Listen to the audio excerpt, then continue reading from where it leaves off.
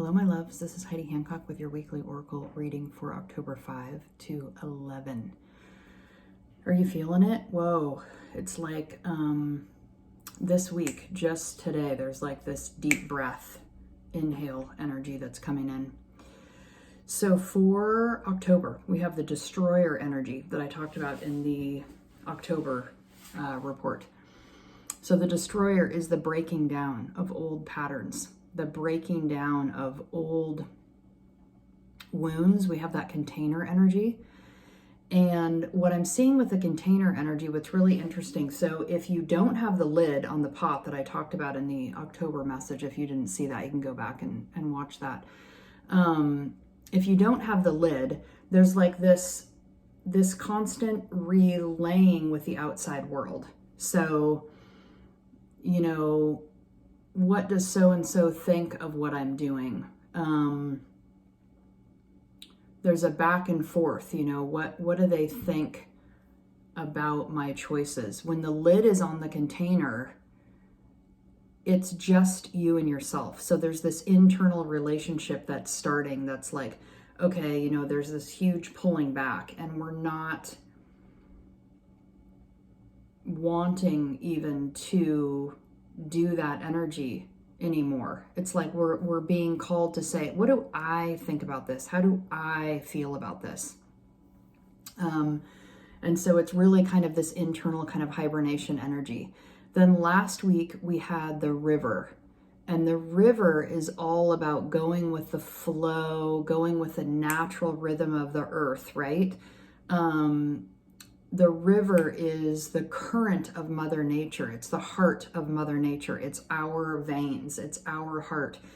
And Mother Nature and our own heart, the wisdom from the earth that comes through our heart and through our spirits, it already knows. It already knows what to do. It knows where to go. The natural flow, the current. And what we have to do is just trust the flow instead of constantly questioning and doubting, right? And this beautiful trine kind of energy came through in an individual session last week that I'll share. And it was this beautiful piece where it's like our body has the wisdom and the knowledge. So when something comes up, we know how we feel about it. It comes right into our body. And then the next step, it's like I saw this step of like, you know, 3 fingers or 3 spots. And it's like the knowingness, the wisdom in the body comes in here. The next step would be action. But because we have been taught to doubt who we are, where we're going, what, you know, trusting our own feelings, this doubt comes in and we start wavering back and forth. And this wavering back and forth, you know, the action is up here. And oftentimes we don't ever get to the action because we're wavering in this back and forth dance of like, okay, well, I feel like this, but if I make this action, then someone won't like me. Or I feel like this, but I don't know, if I make that decision, then I might cut something else off. And then we get into this dance of doubt back and forth and not trusting that we never take the action. And what's coming online now is all this wisdom that's coming up through the earth and through our bodies is helping us solidify that, like, no, this is how I feel. And so this is just how I feel. And so we have to act from that place of knowing instead of allowing that third step in the middle to come in and go, oh, I'm doubting. Oh, I'm not sure. It's like, gone are the times of we're wavering around and going, well, I don't know because so-and-so might not like me, you know, if I do that. It's like, no. You're not taking care of yourself when you're doing that.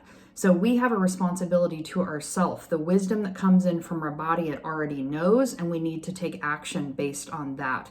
And that's how we take care of ourselves. So with that, there is the self-care energy that's coming in because of that. And also this sense of reorganization and repurposing of old things and using them in a different way. It's like we're seeing that as an external because that's happening on the inside. As we start in this container energy, as we start just tuning in with ourselves and asking ourselves how we feel about, you know, different situations, things, longings, actions we want to take, you know, whatever, we have more courage, we have more wisdom, we have more information. And so then, you know, it starts becoming where it's like if we are, you know, many of us feel like we're trapped in our homes. So you're looking at your home, and it's like you're looking around the room and going, gosh, I like all the things that are in the room, but I don't like the way that they're positioned. Or I don't like all the things in the room, and why are they here if I don't like them? Because we're tuning in and starting to discover what we like about ourselves, what we like about, the things, and we want our environment to match how we feel about ourselves, right? So this is this whole like internal self-love journey that we have to go on, because there's this dual-sided nature of noticing first what you like or don't like. And then as you move towards changing it, there's this kind of grief that comes up out of the body, because then it's like, well, if I'm changing it and moving it and I didn't like it, and now I'm making it to where I do like it, then you have to contend with why it was that way in the first place. Because maybe you didn't think that you deserved it, or you were worthy, or it was okay for you to have those things. Or if you did allow yourself to have them, then you have to honor yourself. You have to love yourself enough to have those things, or to exercise and take care of your body, to dress in a way that makes you feel pretty and reflects, how you feel on the inside. So it's really this, I love it because it's this container energy that I talked about for October, and it's already, here we're only October 5th when I'm recording this, and it's already here. And I'll give you a more concrete example of what I'm talking about. So just in my house, I've started, reworking things and looking at stuff and going, I don't really like the way that space feels. I want to shift it and change it. But here's what's been so crazy. There's this energy of repurposing. So it isn't like, oh, I have to spend a gob of money now to go and buy new furniture and change everything. And, like this sense of like, it's all outside of me. No, I haven't hardly spent a dime. All I've done is rearrange the stuff that was already there.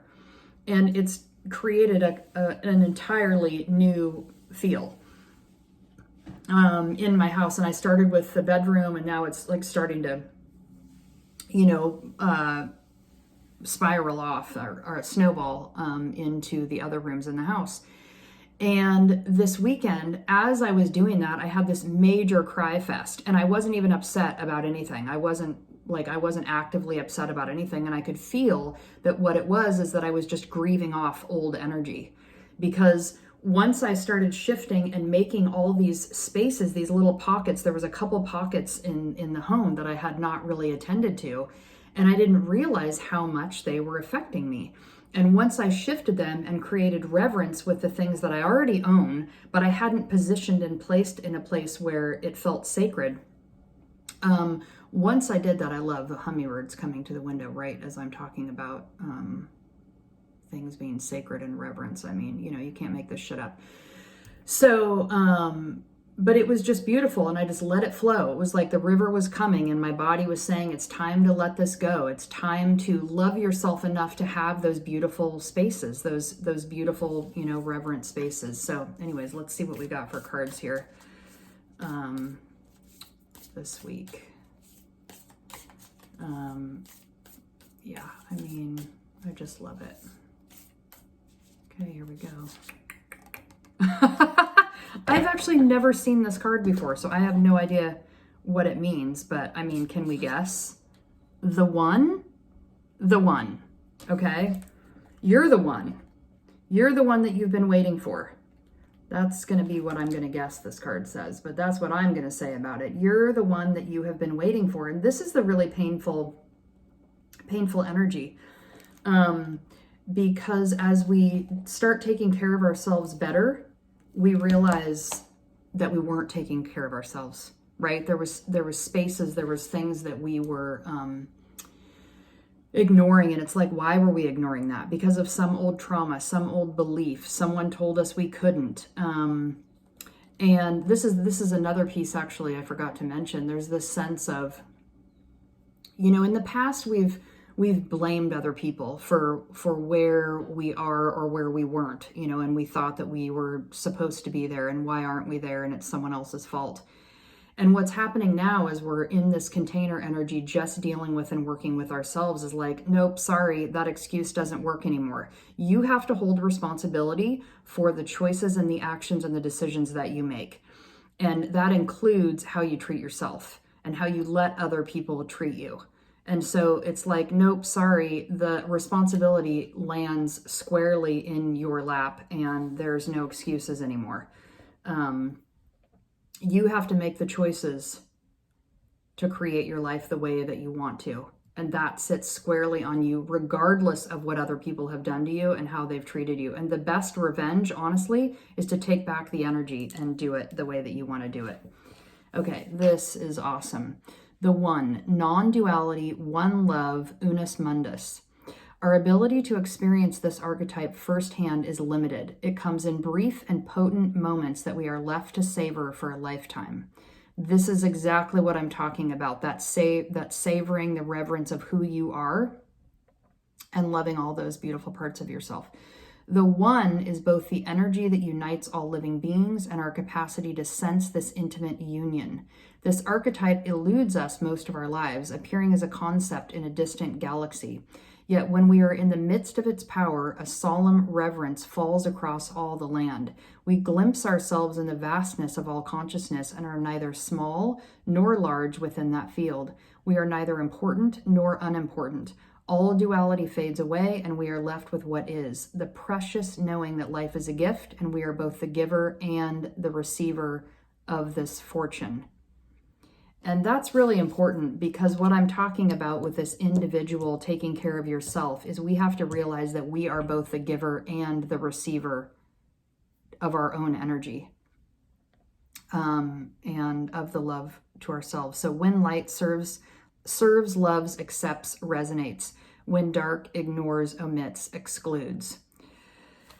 It is said that Om is the primordial sound of the universe and that all other mantras are born from it. Simply imagining the possibility will activate the one. The unus mundus is a circle representing the unity of existence. It is possible that the beginning and the end of all things is love. This is absolutely magnificent. I'm going to show you in this book. I keep seeing this symbol everywhere.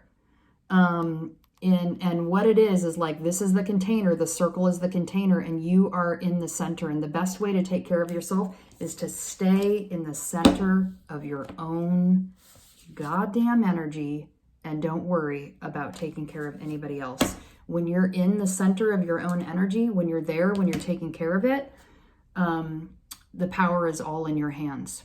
I love you. Be well. Have a wonderful week. It's a jungle out there, but you can do it. And we got each other. Mwah.